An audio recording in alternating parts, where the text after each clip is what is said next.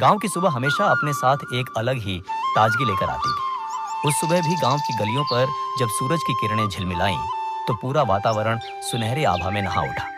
इसी गांव में रहती थी शक्ति, एक किसान की बेटी। उसके पिता रमेश सुबह सुबह खेत में काम कर रहे थे। माथे पर पसीने की बूंदें थी, मगर आंखों में एक ही चिंता, घर का खर्च और बेटी का भविष्य। माँ मीना आंगन में चूल्हे पर रोटियां सेंक रही थी। उनके हाथों में बरसों की मेहनत की लकीरें साफ झलक रही थी। शक्ति भी वहीं पास बैठकर किताब के पन्ने पलट रही थी। उसकी आंखों में चमक थी और दिल में सपनों का तूफान। वह सोचती थी कि जैसे सूरज की किरणें सुबह को जगाती हैं, वैसे ही पढ़ाई उसकी जिंदगी को नई दिशा दे सकती है। वह चाहती थी कि वह सिर्फ किताबों तक सीमित न रहे, बल्कि शहर जाकर पढ़ाई करे और एक काबिल लड़की बने। मगर सपनों और हकीकत के बीच अक्सर एक खाई होती है। गांव में सोच अलग थी। लोग कहते, लड़की को पढ़ाकर क्या करना है, 2 साल में शादी करनी ही है। बुजुर्ग तो यह तक कह देते, लड़की की पढ़ाई में पैसा लगाना मतलब घाटे का सौदा। जब जब शक्ति ये बातें सुनती, उसका मन कांप उठता।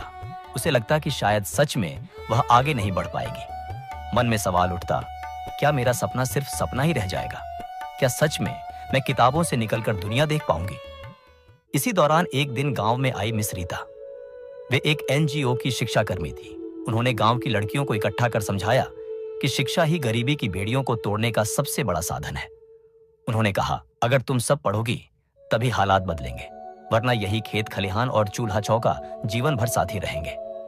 शक्ति की आंखें उनसे मिलते ही चमक उठी। ऐसा लगा मानो किसी ने उसके मन की गहराई को पढ़ लिया हो।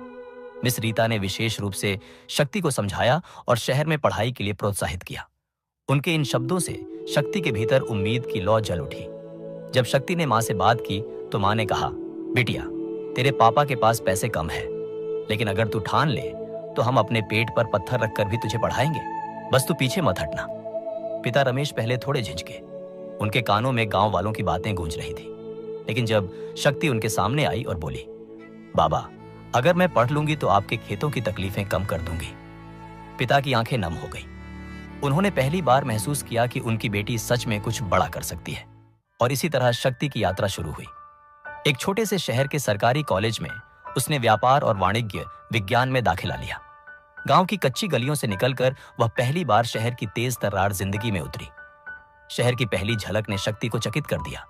जहां गांव की सुबह चिड़ियों की चहचहाहट और बैलों की रुंझुन से शुरू होती थी, वहीं शहर की सुबह गाड़ियों के हॉर्न, बसों की भीड़ और लोगों की तेज चाल से भरी हुई थी। यहां हर कोई किसी दौड़ में था। जब शक्ति अपने सामान के साथ किराए के कमरे में पहुंची तो मन थोड़ा विचलित हो गया। यह कमरा वास्तव में एक छोटा सा घर था, जिसमें 3 और लड़कियां पहले से रहती थीं। चारों का सामान, बिस्तर और किताबें ऐसे बिखरी पड़ी थीं, मानो किसी छोटे डिब्बे में सब कुछ ठूंस दिया हो। न तो पढ़ने की शांति थी, न सोने की जगह। कॉलेज का माहौल और भी कठिन साबित हुआ। यहां पढ़ाई का स्तर गांव के स्कूल से बिल्कुल अलग था। कक्षाओं में ज्यादातर विषय अंग्रेजी माध्यम से पढ़ाए जाते। प्रोफेसर कठिन तकनीकी शब्दावली का इस्तेमाल करते, जिसे सुनकर शक्ति की समझ उलझ जाती। छात्र छात्राओं की चाल ढाल, कपड़े और बातचीत सब कुछ हाई क्लास सा लगता। इसी बीच मिस रीता फिर उसके काम आई। उन्होंने उसे बच्चों को ट्यूशन पढ़ाने का काम दिलवाया। शक्ति ने हिचकिचाते हुए शुरुआत की। कुछ छोटे बच्चों को वह शाम को पढ़ाने लगी। पहली बार जब उसने बच्चों के चेहरों पर मुस्कान देखी और बदले में थोड़े पैसे हाथ में आए, तो उसके भीतर आत्मविश्वास का अंकुर फूट पड़ा। इसी दौरान कॉलेज में अनिल नाम का छात्र उसकी जिंदगी में आया। वह पढ़ाई में तेज और नरम दिल था। जब उसने देखा कि शक्ति अंग्रेजी और लेखन में संघर्ष कर रही है, तो उसने मदद का हाथ बढ़ाया। लेकिन जीवन आसान नहीं हुआ। किराए का कमरा, कॉलेज की फीस, किताबों के खर्चे सब भारी लगते थे। कई बार तो वह उदास हो जाती। रात को जब बाकी रूममेट्स सो जाती तो वह टॉर्च जलाकर पढ़ाई करती। उसके मन में एक डर घर कर गया था, अगर मैं फेल हो गई या पैसे पूरे न कर पाई तो वापस गांव लौटना पड़ेगा। फाइनल परीक्षा से ठीक 1 महीने पहले कॉलेज के नोटिस बोर्ड पर टाइम टेबल चिपका। जब उसने देखा कि मैनेजमेंट का एक पेपर बेहद कठिन माना जा रहा है, तो उसके चेहरे पर चिंता की लकीरें खींच गईं। वह रात दिन एक कर पढ़ाई करने लगी। किताबें, नोट्स, पीडीएफ, ऑडियो ट्यूटोरियल सबका सहारा लिया। नींद टूटने लगी, लेकिन हिम्मत नहीं टूटी। आखिरकार रिजल्ट का दिन आया। शक्ति कांपते कदमों से नोटिस बोर्ड के पास पहुंची। जैसे ही उसने देखा कि उसने पूरे कॉलेज में 3रा स्थान प्राप्त किया है, उसकी आंखों से आंसू आ गए। यह उसकी मेहनत उसके संघर्ष और उसके सपनों की पहली बड़ी जीत थी। उसने माँ बाबा को फोन किया और कहा, माँ, मैंने कर दिखाया। उधर से माँ की आवाज आई, बिटिया, तूने हमारी लाज रख ली, भगवान तेरा भला करे। इस जीत के साथ ही उसकी ट्यूशन क्लास में बच्चों की संख्या भी बढ़ गई और उसका खर्च आराम से निकलने लगा। पहली बार उसे लगा कि उसने अपने पैरों पर खड़े होने की दिशा मिल ली है। लेकिन शक्ति यही रुकने वाली नहीं थी। उसने ठान लिया, MBA करना है। यूनिवर्सिटी का पहला दिन मानो किसी दूसरी ही दुनिया में प्रवेश करने जैसा था। चारों ओर बड़े बड़े बिल्डिंग, आधुनिक क्लासरूम, प्रोजेक्टर, लैपटॉप लिए छात्र छात्राएं, उनकी बातचीत में बिजनेस, मार्केटिंग टर्म्स और केस स्टडीज भरे रहते। शक्ति को लगा जैसे वह किसी ऐसी नाव में बैठ गई हो जो समुद्र के बीच जा रही है और उसे तैरना ही नहीं आता। शुरुआत के कुछ हफ्तों तक वह खुद को अकेला और कमजोर महसूस करती रही। रात को कमरे में बैठकर वह खुद से सवाल करती, क्या मैं सच में यहाँ की हकदार हूं? शायद मैं गलती कर रही हूं। लेकिन जब भी उसका मन टूटने लगता, उसे अपने गांव की तस्वीरें याद आती। धीरे धीरे उसने अपनी कमजोरी को ताकत में बदलना शुरू किया। एक बार मार्केटिंग क्लास में प्रोफेसर ने प्रोजेक्ट दिया, ग्रामीण अर्थव्यवस्था में विकास की संभावनाएं।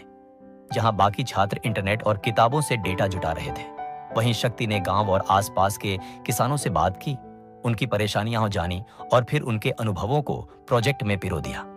जब उसने अपना प्रोजेक्ट प्रेजेंट किया तो क्लास तालियों से गूंज उठा। प्रोफेसर ने कहा, शक्ति, तुम्हारी सोच अलग है। तुम किताबों के बाहर की दुनिया को जोड़कर लाती हो, यही असली मैनेजमेंट है। उस दिन शक्ति के आत्मविश्वास ने फिर जन्म लिया। समय बीतता गया और आखिरकार MBA की डिग्री उसके हाथ में थी। बहुत सी कंपनियां मोटे पैकेज लेकर आईं, लेकिन शक्ति का मन सिर्फ किसानों के बीच था। उसे मौका मिला एक कृषि आधारित स्टार्टअप में। उसकी जिम्मेदारी थी छोटे किसानों के लिए उत्पादन और विपणन योजनाएं बनाना। वह गांव-गांव जाकर किसानों से मिलती, उनकी समस्याएं समझती और समाधान तैयार करती। शक्ति ने वर्षा आधारित खेती के लिए बेहतर योजनाएं दी, बीजों के सही चयन पर मार्गदर्शन किया और कॉन्ट्रैक्ट फार्मिंग जैसी आधुनिक सोच लागू की। धीरे धीरे किसानों को फर्क दिखने लगा, उनकी पैदावार बढ़ी और बाजार तक पहुंच आसान हुई। इसी बीच शक्ति ने अपना पुराना शौक भी जारी रखा, ट्यूशन पढ़ाना। अब उसने इसे ऑनलाइन क्लास के रूप में शुरू किया। गांव की लड़कियां मोबाइल पर जुड़ने लगीं और उससे पढ़ाई करने लगीं। वह कहती, तुम सबको वही गलियां याद रखनी है जहां से मैंने शुरुआत की थी, लेकिन सपना हमेशा उन गलियों से बड़ा होना चाहिए। समय के साथ उसका काम इतना फैल गया कि सरकार और बड़े संगठन भी उससे जुड़ने लगे। उसने करोड़ों रुपए के कृषि प्रोजेक्ट्स पर काम किया। अखबारों और टीवी चैनलों में उसका जिक्र होने लगा। लेकिन जब कोई उससे पूछता, तुम्हारी सबसे बड़ी उपलब्धि क्या है, तो वह मुस्कुराकर कहती, सबसे बड़ी उपलब्धि यह है कि अब गांव का सबसे छोटा किसान भी यह यकीन करने लगा है कि सीख, मेहनत और संघर्ष के हर सबक से जिंदगी बदली जा सकती है। आज शक्ति न सिर्फ एक सफल प्रोफेशनल है, बल्कि उम्मीद की मिसाल भी है। वह अक्सर अपने गांव जाती है और छोटी छोटी बच्चियों को पढ़ने की प्रेरणा देती है। एक दिन जब वह अपने खेत में खड़ी थी, पिता रमेश ने मुस्कुराकर कहा, बिटिया, जब तू छोटी थी तो मैंने सोचा था कि खेतों में ही जिंदगी बीतेगी, लेकिन तूने तो साबित कर दिया कि मेहनत और हिम्मत से खेती की सूखी जमीन भी सपनों का हरा भरा बगीचा बन सकती है। शक्ति ने पिता से कहा, बाबा, ये मेरी नहीं, हम सबकी जीत है। आपने और माँ ने जो त्याग किया वही मेरी ताकत है। उसकी आंखों से आंसू बहे, मगर ये आंसू हार के नहीं, बल्कि जीत और संघर्ष के थे। दोस्तों, शक्ति की तरह अगर आप भी मेहनत और हिम्मत से अपने सपनों को पूरा करना चाहते हैं तो कभी हार मत मानिए।